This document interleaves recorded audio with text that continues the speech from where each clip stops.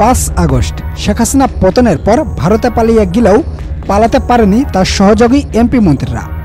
একে একে ধরা পড়েন আওয়ামী লীগের সব বড় বড় নেতারা।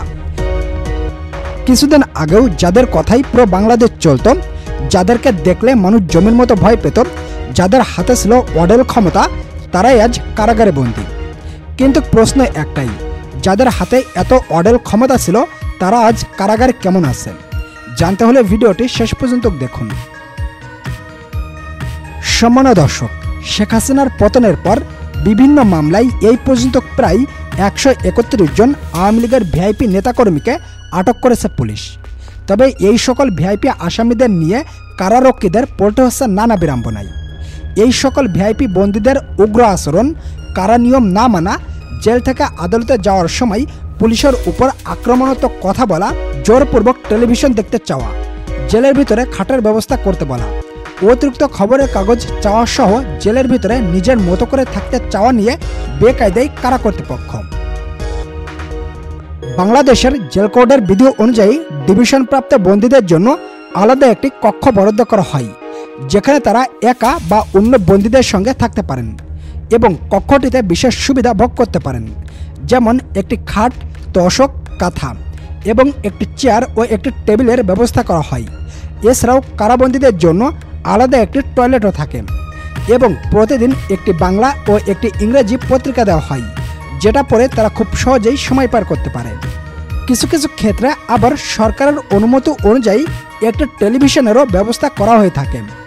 তাদের জন্য আলাদা খাবার রান্না করার ব্যবস্থা করা হয়ে থাকে, যেখানে বন্দী নিজের গাটের টাকা দিয়ে তার নিজের পছন্দ মতো খাবার রান্না করাতে পারে। ডিভিশনপ্রাপ্ত বন্দীদের জন্য মাত্র একজন কারারক্ষী থাকে। এছাড়াও প্রতি 15 দিন অন্তর অন্তর একবার পরিবার বা স্বজনদের সঙ্গে মুঠোফোনে কথা বলতে পারেন, যে কারণে তো জেলে গেলেই অনেকেই ডিভিশন পাওয়ার জন্য একেবারেই হুমড়ি খেয়ে পড়েন।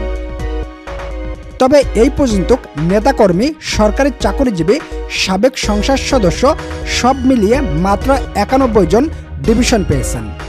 তবে আবেদন করেও ডিভিশন পাননি 23 জন নেতাকর্মী, যার মধ্যে রয়েছেন কক্সবাজারের সাবেক সংসদ সদস্য আব্দুর রহমান বদিন, ঢাকা 7 আসনের সাবেক সংসদ সদস্য হাজী মোহাম্মদ সেলিম সহ অনেকেই। তবে ডিভিশনপ্রাপ্ত বন্দীদের নিয়ে বেশ হিমশিম খেতে হচ্ছে কারা কর্তৃপক্ষকে।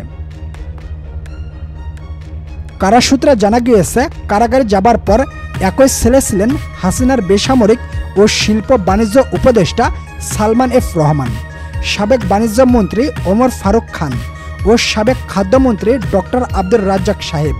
কিন্তু বাকি দুজনের সঙ্গে সালমান এফ রহমানের ভালোভাবে বনিবনা হয়নি। সালমান এফ রহমান প্রায়ই ওই ছেলে সেবকদের নিয়ে বিভিন্ন বিষয়ে চিল্লাপাল্লা করতে থাকেন, তার সব কিছুতেই চাহিদা বেশি। গেল ফেব্রুয়ারি তিনি ফোনে কথা বলতে গিয়ে কারা কর্তৃপক্ষের নজরে আসেন। ওই সময়ে ওই ছেলে হইচই পড়ে যায়।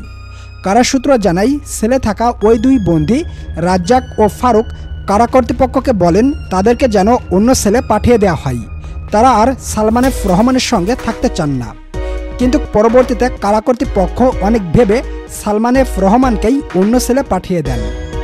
রাজ সাক্ষী হতে চাওয়া সাবেক আইজিপি, জুলাই আগস্টের হত্যাকাণ্ডের অন্যতম মাস্টার মাইন্ড আবদুল্লাহ আল মামুন ও ঢাকা দক্ষিণ সিটি কর্পোরেশনের সাবেক মেয়র আতিকুর ইসলাম দুজনেই একই ছেলে রয়েছেন।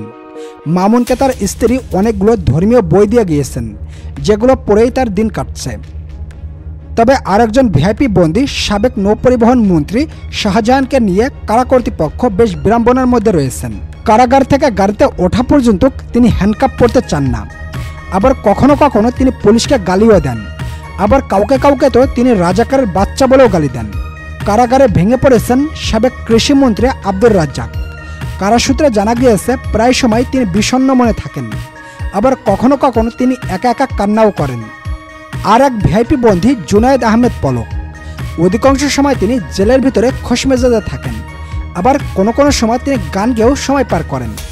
কারাগার থেকে যখন আদালতে নেওয়া হয় তখন সাংবাদিকদের উদ্দেশ্য করে ভাইরাল হওয়ার জন্য উল্টাপাল্টা মন্তব্য করতে থাকেন।